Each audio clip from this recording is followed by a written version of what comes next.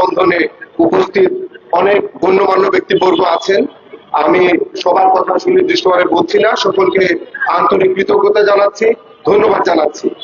এবং আমি আসলে সুনামগঞ্জ থেকে এসেছি, গতকালকেও সুনামগঞ্জে দেখা হওয়ার সহ কয়েকটা জায়গায় ছিলাম, সেখান থেকে সরাসরি এসেছি, যার দরুন সর্বশেষ যে কি অবস্থা সেটা এখন আমার চোখে ভাসছে।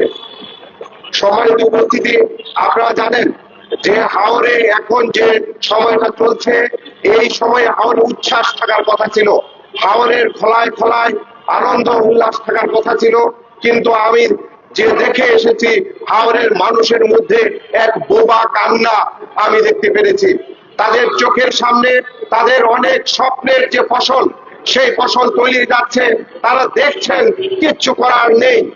কারণ এই যে পানি যেটা, সেটা জলাবদ্ধতার পানি, মূলত এই জলাবদ্ধতার মূলে আসলে আমাদের পরিকল্পনাহীন বাঁধ দায়ী।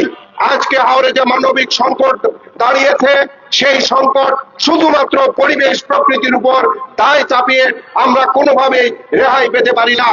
এই দায় রয়েছে যারা পরিকল্পনা গ্রহণ করেছেন, অপরিকল্পিত বাঁধ নির্মাণ করেছেন, এবং হাওরে যে নদীগুলো খনন করার কথা, নদীর নাব্যতা নিশ্চিত করার কথা, সেটি যারা করেননি, এই দায় তাদেরকে নিতে হবে।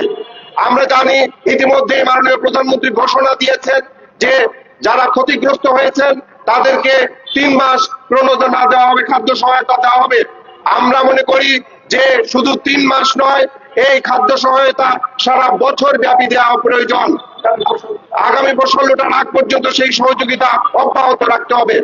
আপনারা জানেন যে এই যে বিষয়গুলো, যে এই যে ধান, সেই ধান দিয়ে তারা যে শুধুমাত্র তাদের খাবার খরচ মেটান তা কিন্তু নয়, এই ধান দিয়ে তাদের সারা বছরের অন্যান্য খরচ, বাচ্চা কাচ্চার পড়াশোনা সহ, ইভেন আচার অনুষ্ঠান সহ সকল খরচ এই ধান বিক্রি করেই চলে। যার দরুন এই এক ফসলি জমির ধান হারিয়ে আজকে কৃষকরা সর্বশান্ত হয়েছেন। আমরা যদি এই বিপর্যয়ের কারণের দিকে একটু খেয়াল করি, আমি ইতিমধ্যেই বলেছি যে অপরিকল্পিত বাঁধ হলো এই জলাবদ্ধতার প্রধান কারণ।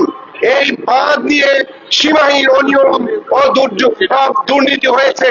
এই বাঁধ দিয়ে আমরা দেখেছি যে এক শ্রেণীর মানুষ এই বাঁধ থেকে তাদের রুটি রুজি, তাদের লোভ চরিতার্থ করার চেষ্টা করছে। এই জন্য অপ্রয়োজনীয় যেখানে ইচ্ছা সেখানে বাঁধ দেওয়া হচ্ছে, এবং পানি নিষ্কাশনের কোনো সুযোগ রাখা হচ্ছে না, কোনো রেগুলেটরি সিস্টেম এখানে নেই। এই যে বাঁধ নির্মাণ অপরিকল্পিত ভাবে করা হচ্ছে, এইভাবে সারা হাওরটাকে আমরা যদি বাঁধ দিয়ে টুকরো টুকরো করে ছোট ছোট পুকুর করে ফেলি, তাহলে তো হবে না।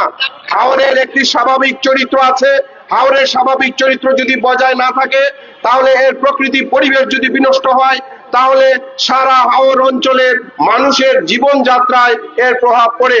এবং শুধু হাওরের মানুষ কেন, আপনারা জানেন যে হাওর থেকে অন্তত 20 ভাগ ফসল, বাংলাদেশের 20 ভাগ ধান আসে।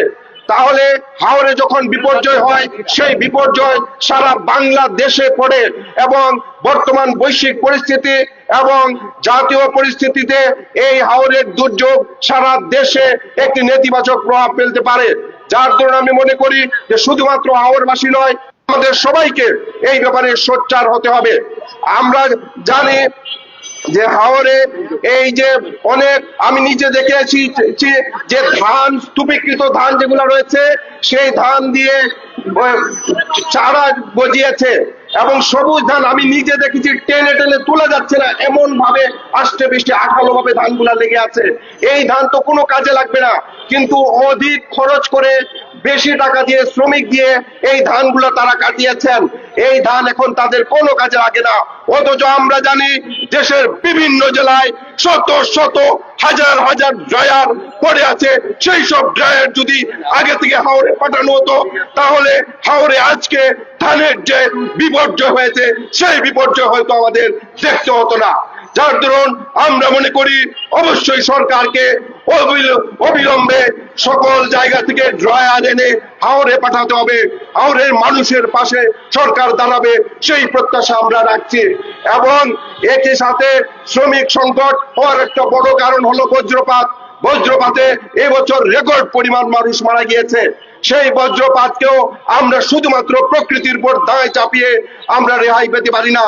এই হাওরে তাল গাছ রোপণের প্রকল্প আমরা দেখেছি, কোনো কাজে আসে নাই। লাইটনিং অ্যারেস্টরের প্রকল্প নেওয়া হয়েছে, কোনো কাজে আসে নাই।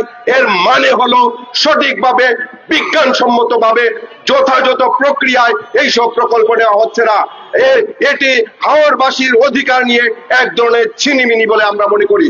যার দরুন হাওরে এই বজ্রপাত নিরসনের জন্য গবেষণা করে বিজ্ঞানসম্মত পদক্ষেপ নিতে হবে। আপনারা জানেন সিলেটেও বিভিন্ন ইউনিভার্সিটি আছে এবং সারা দেশে বিভিন্ন ইউনিভার্সিটি আছে যেগুলো নিয়ে হাওর নিয়ে পর্যাপ্ত গবেষণা নেই। এমনকি হাওর নিয়ে কোন ধরনের পর্যাপ্ত বা সঠিক ইনস্টিটিউট আমরা সেভাবে দেখতে পাচ্ছি না। হাওর নিয়ে গবেষণায় বরাদ্দ বাড়াতে হবে এবং গবেষণা করে হাওরের নদীগুলো কিভাবে নাব্যতা বাড়ানো যায় সেই চিন্তা করতে হবে। আমরা আজকের এই মানববন্ধন থেকে দাবি জানাচ্ছি, অবিলম্বে হাওর এলাকার সকল নদীগুলো খনন করতে হবে এবং শুধুমাত্র হাওরের নদী খনন করলেই হবে না, নদীর যে পানির প্রবাহ সেটি নিশ্চিত করতে হলে এর সাথে কানেক্টিং খালগুলো বিল খনন করতে হবে এবং ভৈরব পর্যন্ত যত জায়গায় চর জেগেছে সব জায়গায় খনন করে এই পানির প্রবাহ নিশ্চিত করতে হবে, অর্থাৎ ক্যাপিটাল ড্রেজিং এর পরিকল্পনা গ্রহণ করতে হবে। আমি আর কথা বাড়াবো না, এখানে অনেক বয়োজ্যেষ্ঠজন আছেন, অভিজ্ঞ মানুষরা আছেন যারা হাওর নিয়ে দীর্ঘদিন কথা বলছেন, তারা কথা বলবেন। আমি শুধু একটি কথা বলতে চাই, হাওরের মানুষ